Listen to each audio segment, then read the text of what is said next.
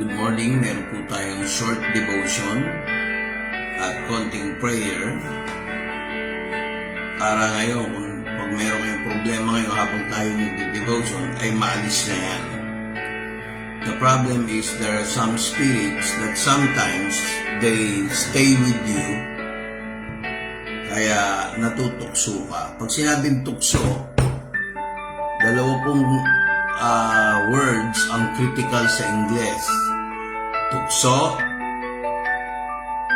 translated as temptation, sometimes trials, the same Greek word. Pistis, parang peste sa buhay natin. Ang spelling parang P-I-S-P-I-S. Pistis. So ngayon, ang ating gagawin ngayon, magpe-pray tayo para maganda ang relasyon natin sa Panginoon bago tayo mag-aral ng salita ng Diyos. Tayo po'y manalangin. Spirit of sickness and diseases, come out right now. Kung ano man dinadala mong sakit at karamdaman, in the name of Jesus Christ, alis. Spirit of unbelief, spirit of pride, sa lahat ng manunood dito, mawawala ito. In Jesus Christ's name, alis! Spirit of unfaithfulness, spirit of greediness, spirit of selfishness, alis in Jesus' name. Blinded eyes by Satan, spirit of blinding eyes by Satan, alis.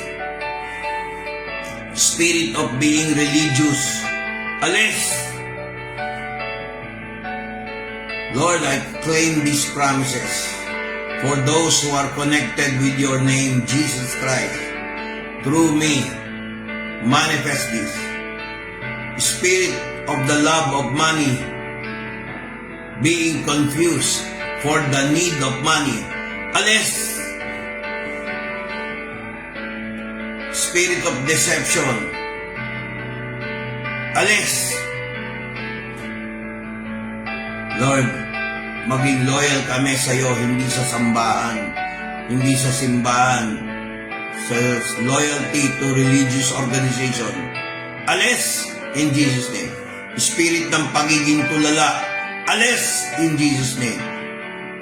Spirit of poverty, alis. Spirit of no wisdom, alis. Palitan ng spirit of wisdom, spirit of faithfulness, spirit of God's word, spirit of prosperity to be obtained from the Lord with no sorrow, alis. Spirit of prosperity to God, come in. Lord, kung may spirit of prosperity na galing sa Diyos, come in. But spirit of poverty, alis. Spirit of prosperity from Satan is a form of spirit of deception, alis. Spirit of poverty from the Lord God, as you have promised, come in Jesus' name. Spirit of doubt, kapatid ng spirit of unbelief, alis. Spirit of temptation to give up, alis. Spirit of faith, spirit of hope, spirit of love, spirit of wisdom, come in. Amen. May nagtanong, ano ba ang batayan mo, Pastor Vic, sa mga verses na to? Simple lang. Spirit of faith, spirit of belief. Never doubt what the Word of God says. Huwag kang mag-rely sa akin, sa mga pare, sa mga pastor, sa mga bishop, mga ano man ang tawag mo, ministro. Mag-rely ka sa message na sinasabi nila kung totoo at nakabatay sa salita ng Diyos. Basahin natin ang favorite verses ko sa maikling panahon. Ayaw kong aksayahin ang oras nyo sa pag-aaral ng salita ng Diyos. Ang sabi niya, John chapter 14, verse 13. And whatsoever you shall ask in my name, that will I do, that the Father may be glorified in the Son. Kaya nga tayo sinasagot ni Lord, ang purpose ni Lord God ay maluwalhati ang Ama. Sabi niya rito sa verse 14 ng chapter 14 ng Book of John, sabi niya, if you shall ask anything in my name, I will do it, unless you believe the name of Jesus Christ. Anything nga pag sinabing anything, nakakonfine yan sa kalooban ng Diyos, hindi yung gusto natin. Yung gusto natin, pag sumang-ayon sa kalooban ng Diyos, nagsisi tayo ng kasalanan, in-acknowledge natin ang kasalanan, humingi tayo ng tawad sa ating kasalanan, at nag-renew ka ng vows, hindi vows nag-recommit ka ng relationship to Jesus Christ as your Lord and Savior, applicable to.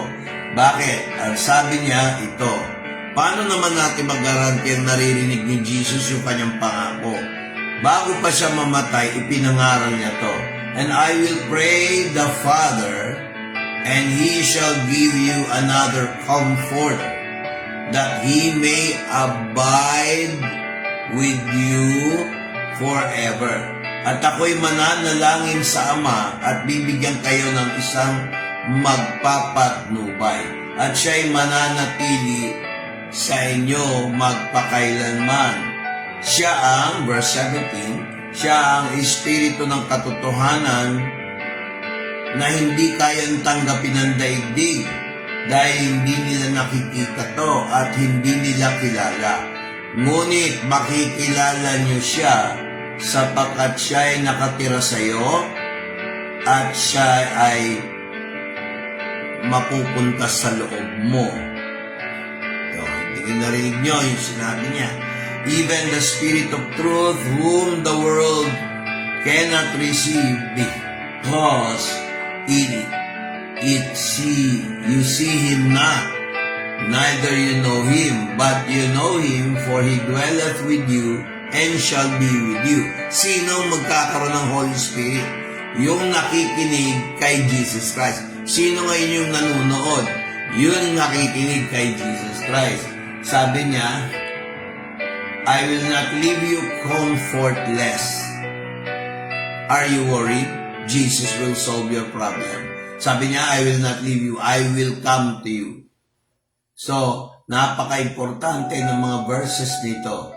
Ang mabigat dito, yung paborito ko, whatsoever you shall ask in my name, that will I do, that the Father may be glorified in the Son.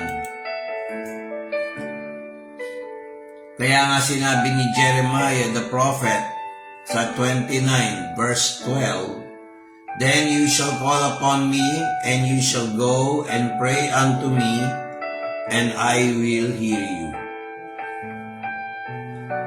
Maganda ho ba yung narinig nyo? Ulitin ko.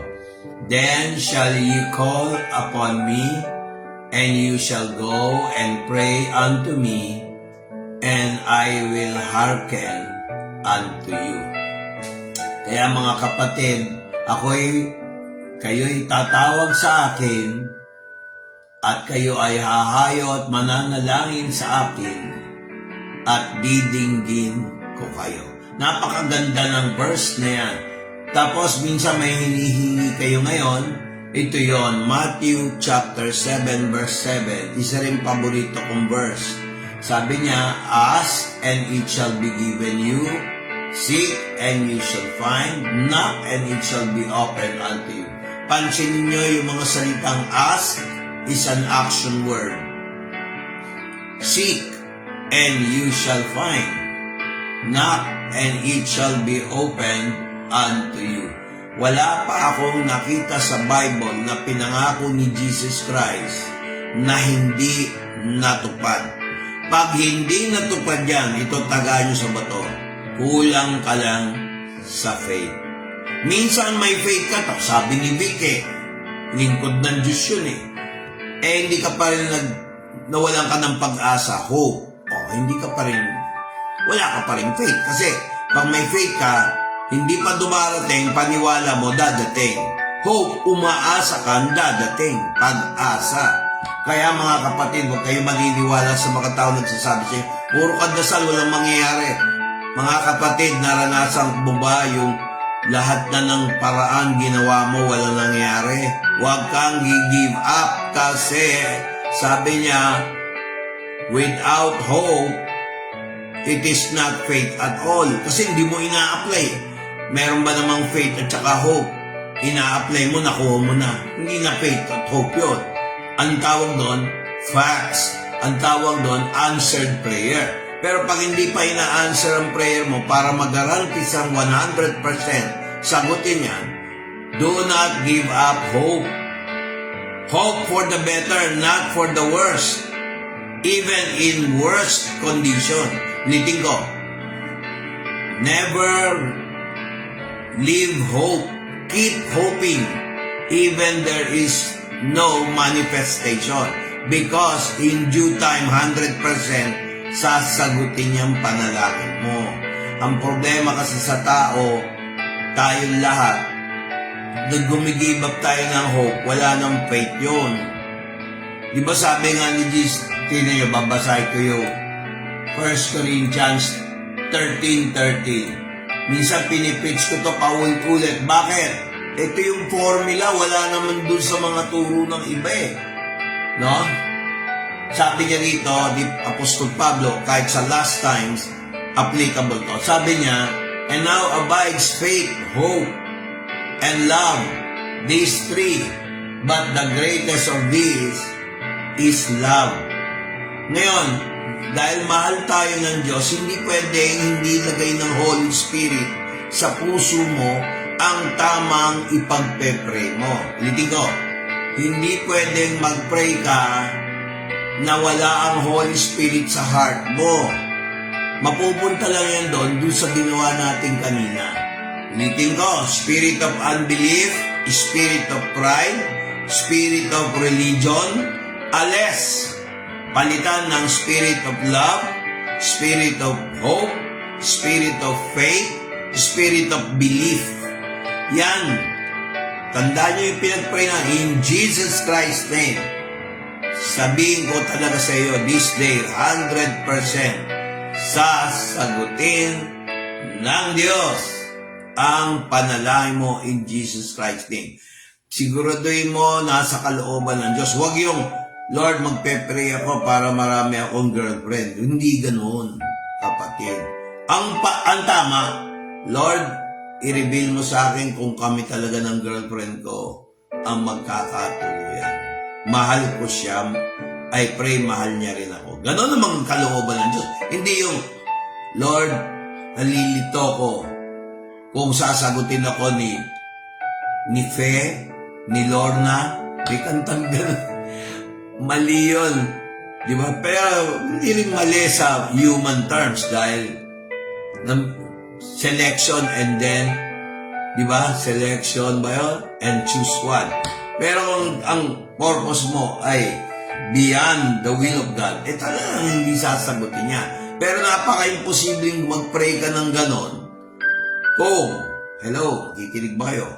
Kung hindi kalooban ng Diyos. Ang mga kalooban ng Diyos, yung mababang loob, Lord, nagkasala ako.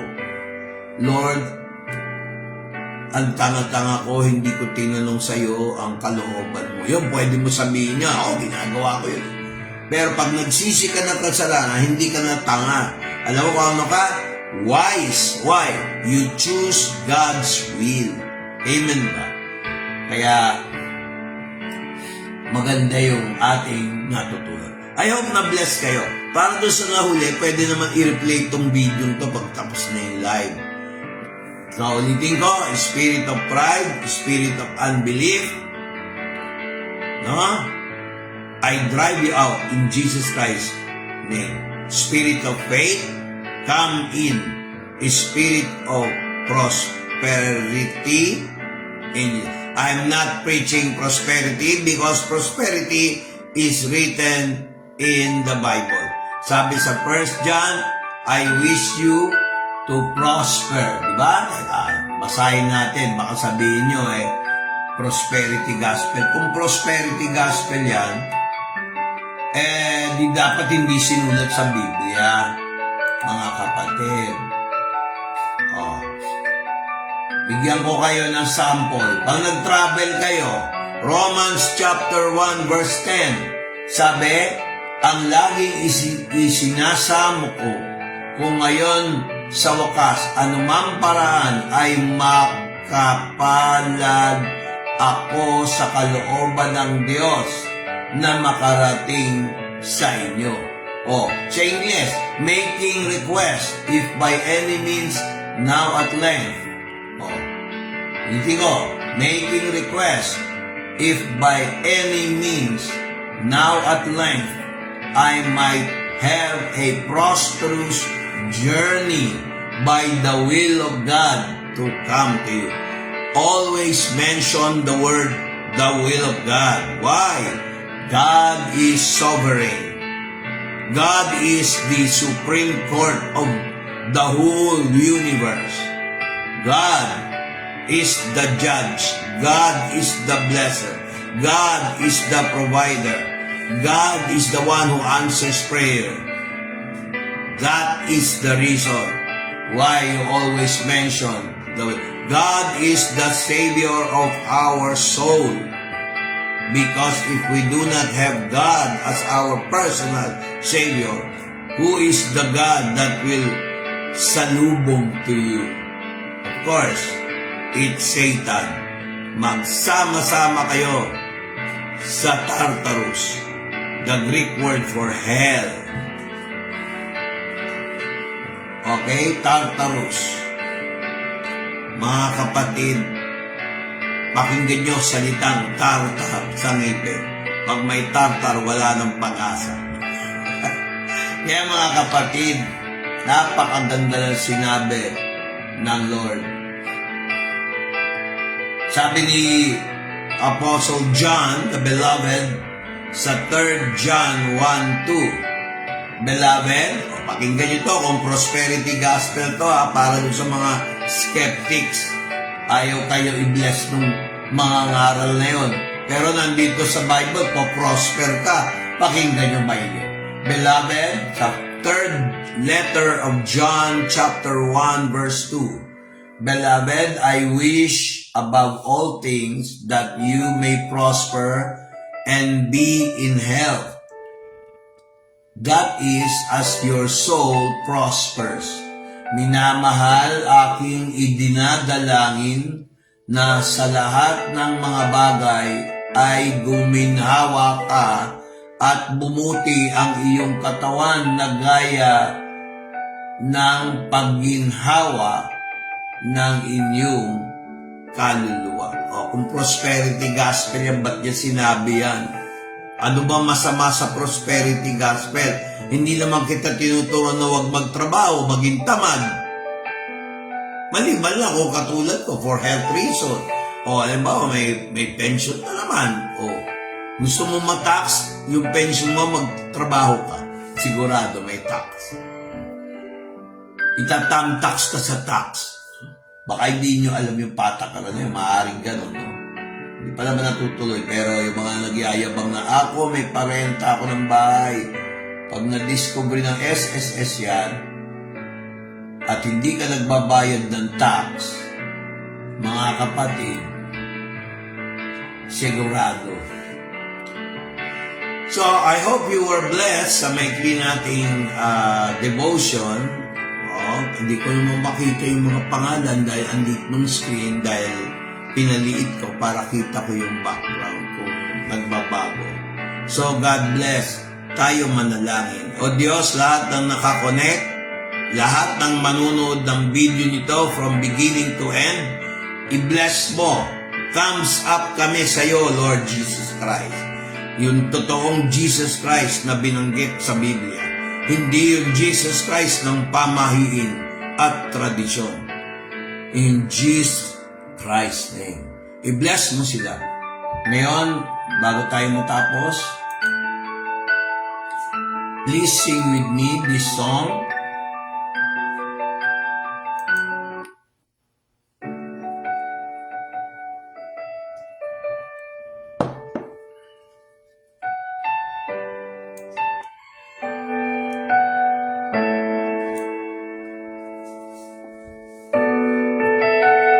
Umpisa tayo from the beginning. The name of Jesus is powerful. The name of Jesus is powerful. You are the Word at the beginning.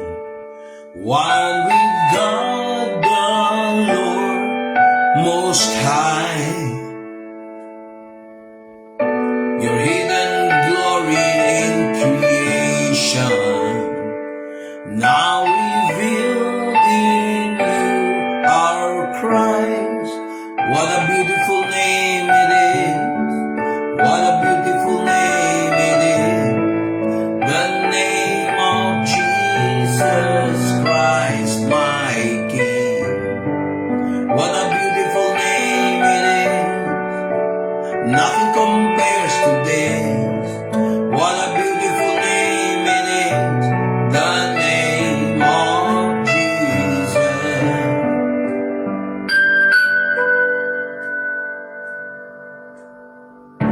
You didn't want heaven without us. So Jesus, you brought heaven down. My sin was great, your love is greater. What could separate us now? What a wonderful name it is. What a wonderful name it is. The name of Jesus Christ, my King. What a wonderful name it is. Nothing compares to this. What a wonderful name it is. The name of Jesus. What a wonderful name it is. The name of Jesus.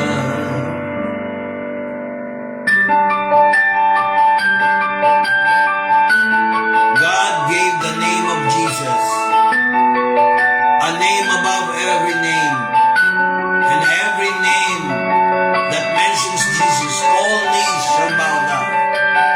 Every tongue, every tribe, every being will say Jesus Christ is Lord to the glory of the Father.